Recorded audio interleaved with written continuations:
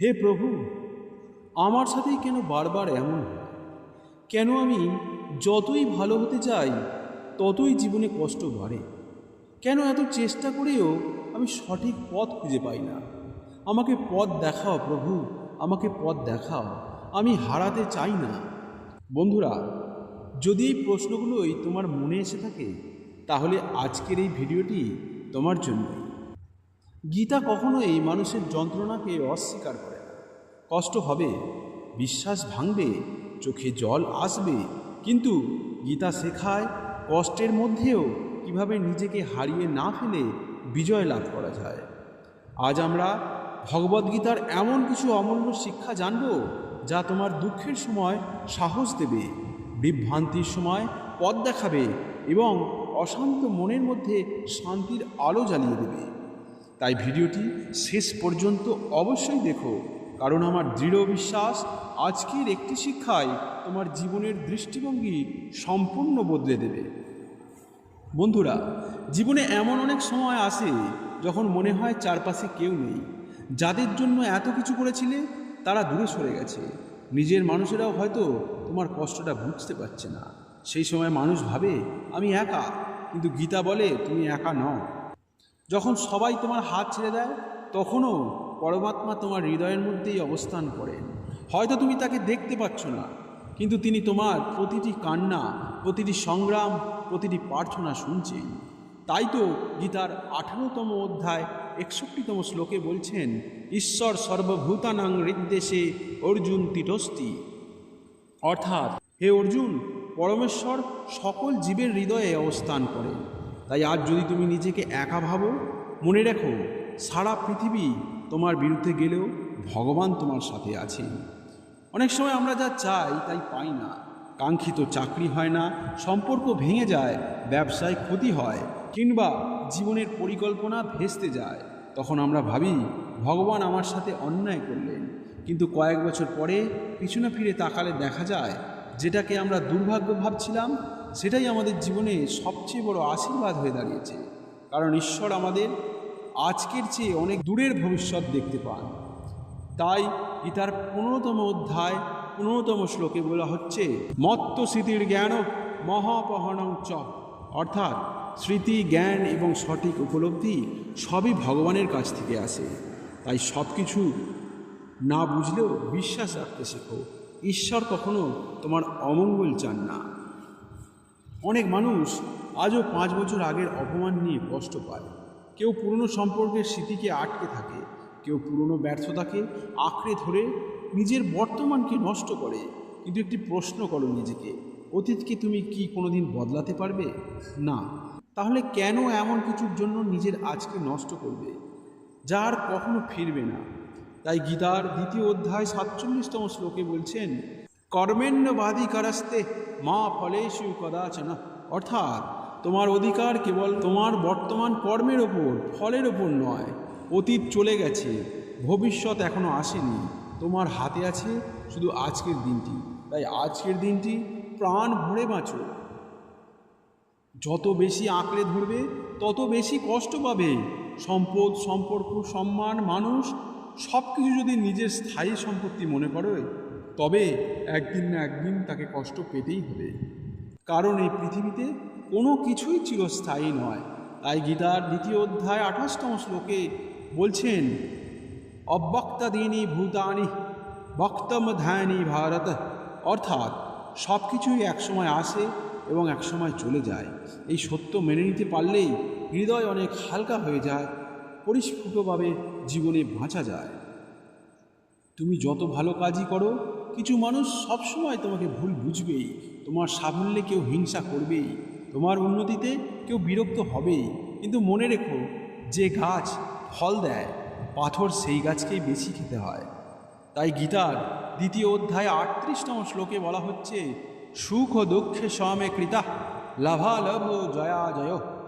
অর্থাৎ সুখ, দুঃখ, লাভ, ক্ষতি, জয়, পরাজয় সব অবস্থায় স্থির থাকতে হবে।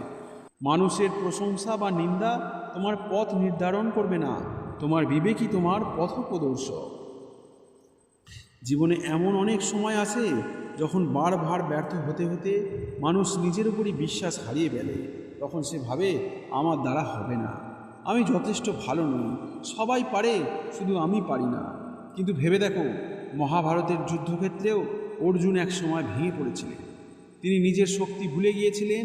তখন শ্রীকৃষ্ণ তাকে তার প্রকৃত সামর্থ্যের কথা স্মরণ করিয়ে দিয়েছিলেন। আজ তুমি হয়তো কোনো যুদ্ধের মধ্যে দিয়ে যাচ্ছ, হয়তো অর্থের সম্পর্কের, মানসিক অশান্তির বা জীবনের সংগ্রামের, কিন্তু মনে রেখো, তোমার ভেতরের ঈশ্বর প্রদত্ত এক অসীম শক্তি আছে। তাই গীতার 6ষ্ঠ অধ্যায় 5ম শ্লোকে বলা হচ্ছে, উদ্ধেরেক আত্মানাং নাত্তা নামা বসদয়া আসেত। অর্থাৎ নিজেকেই নিজের উন্নতি করতে হবে, নিজেকেই নিজের পতনের কারণ হওয়া চলবে না। যেদিন তুমি নিজের ওপর আবার বিশ্বাস করতে শুরু করবে, সেদিন থেকেই তোমার জীবনের পরিবর্তন শুরু হবে। আমাদের অধিকাংশ দুশ্চিন্তার কারণ কাজ নয়, ফলাফল। পরীক্ষা দেওয়ার আগে ভয়, ব্যবসা শুরু করার আগে ব্যবসা ভেঙে যাওয়ার ভয়, নতুন কিছু করার আগে সবই ভবিষ্যতের ফল নিয়ে উদ্বেগ প্রকাশ করি। কিন্তু ভবিষ্যৎ তো এখনও আসেনি। যে কৃষক বীজ বপনের পর প্রতিদিন মাটি খুঁড়ে দেখে বীজ অঙ্কুরিত হলো কি না, সে কখনো ফসল পাবে না। তার কাজ বীজ বপন করা, ফল দেয়া প্রকৃতির কাজ। তাই গীতার 2য় অধ্যায় 47তম শ্লোকে বলা হচ্ছে, কর্মেণ্য বাধিকারস্তে মা ফলেষু কদাচন। অর্থাৎ তোমার অধিকার কর্মে, ফলের ওপর নয়। সুতরাং সর্বোচ্চ চেষ্টা করো, বাকিটা ভগবান কৃষ্ণের হাতে ছেড়ে দাও। কেউ তোমাকে কষ্ট দিয়েছে, বিশ্বাস ভেঙেছে, অপমান করেছে, কিন্তু হয়তো ভাবছো তাকে ঘৃণা করলেই শান্তি পাবে। কিন্তু সত্য হলো, রাগ নিয়ে ঘুমলে কষ্টটা তার হয় না, তোমারই হয়। ক্ষমা মানে ভুলকে সমর্থন করা নয়, ক্ষমা মানে নিজের হৃদয়কে মুক্ত করা। তাই গীতার 12তম অধ্যায় 13তম শ্লোকে বলা হচ্ছে, অদেষ্টা সর্বভূতেনাং মৈত্রঃ করুণ এব চ।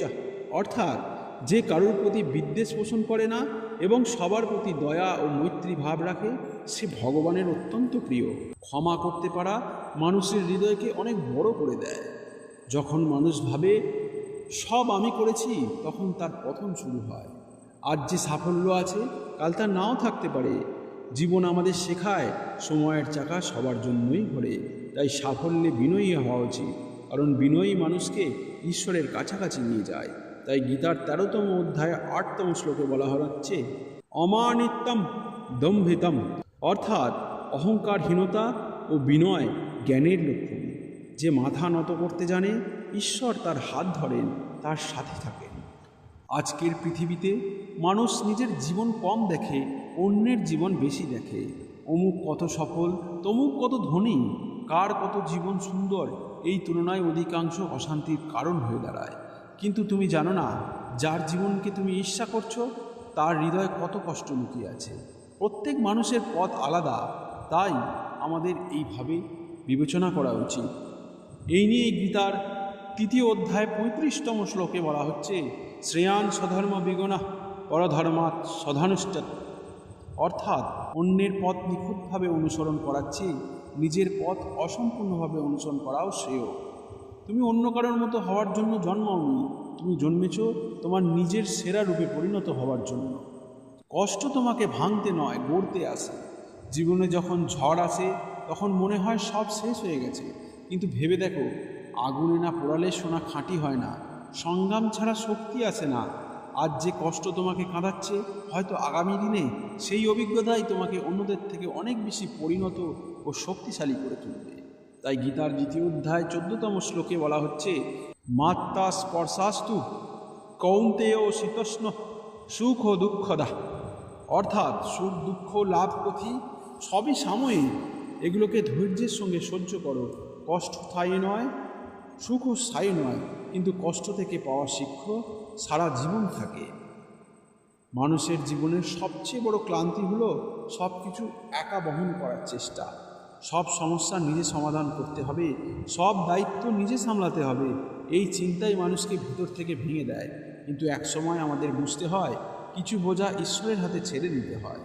তাই তো গীতার 18তম অধ্যায় 66তম শ্লোকে বলা হচ্ছে, সর্বধর্মান পরিত্যাজ্য মামেকাং শরণং ব্রজ।